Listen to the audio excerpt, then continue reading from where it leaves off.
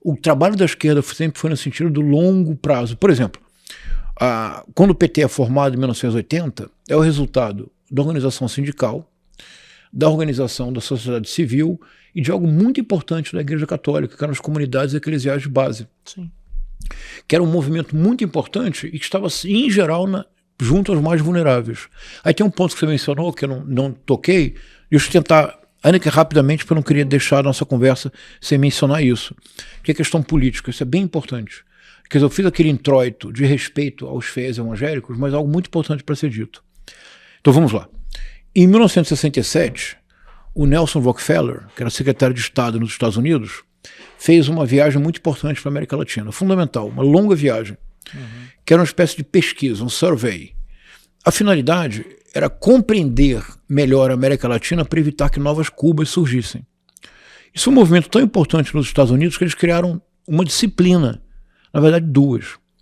O latino-americanismo, que era basicamente a América Hispânica, e o brasilianismo, que foi criada nesse contexto para que se conhecesse melhor a América Latina, de modo literalmente evitar que novas Cubas explodissem.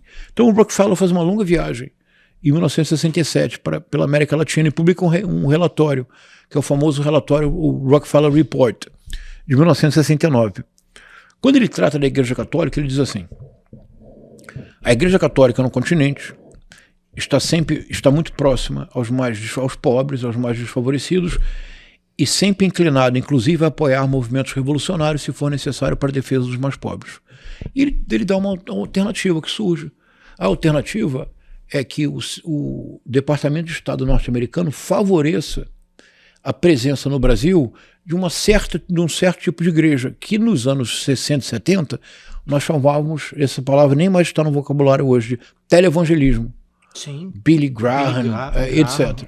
Fundamentalismo estadunidense. Exatamente, que então, para substituir, literalmente para combater a teologia da libertação. Sim. Isso é de 1969. Quando é que surge a Igreja Universal do Reino de Deus? Sim. 8 anos depois, 1977. Mas ele iniciou numa outra igreja. Do Walter McAllister, de um bispo canadense. Isso, a Igreja Nova Vida. Isso. De um bispo canadense chamado Walter McAllister, que introduz no Brasil uma série de práticas que são depois aperfeiçoadas por Edir Macedo. Exatamente. Então, ao mesmo tempo, muito em breve começa o papado do João Paulo II. E o João Paulo II, que era extraordinariamente conservador, tem como responsável pela Congregação da Fé o cardeal Ratzinger, aliás, excepcional intelectual. Excepcional intelectual. Eu já li uns 3 ou 4 livros do Ratzinger, é uma coisa impressionante a inteligência, a erudição e a inteligência do futuro Papa Bento XVI. O livro dele sobre Jesus Cristo, por exemplo, é comovente de inteligente. É uma espécie de biografia interpretada de Jesus. Ele chama Jesus. Ele que impõe ao Leonardo Boff o silêncio obsequioso por 1 ano. E a principal função do Ratzinger, do Joseph Ratzinger, é combater a teologia da libertação, que estava muito, muito difundida. Ao combater a teologia da libertação, em alguma medida, as comunidades eclesiais de base são pouco a pouco desativadas ou perdem aquela deriva progressista. Muitas vezes bispos são substituídos por bispos conservadores, etc, etc.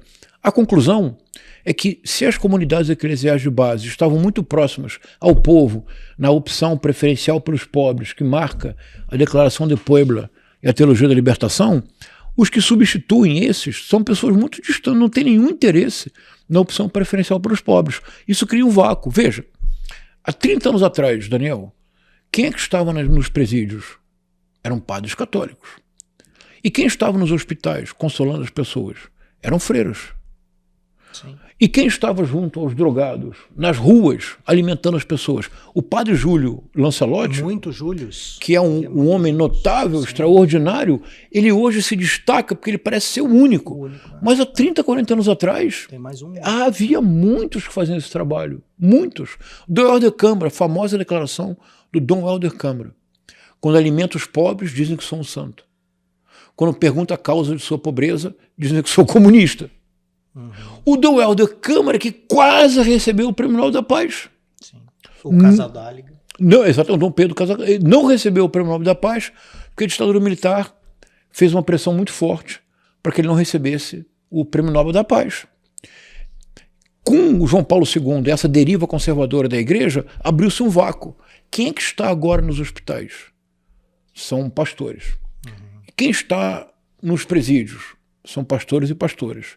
E quem está junto aos dogrados? São pastores. Quem está alimentando as pessoas na rua? Em geral, são pastores, são evangélicos.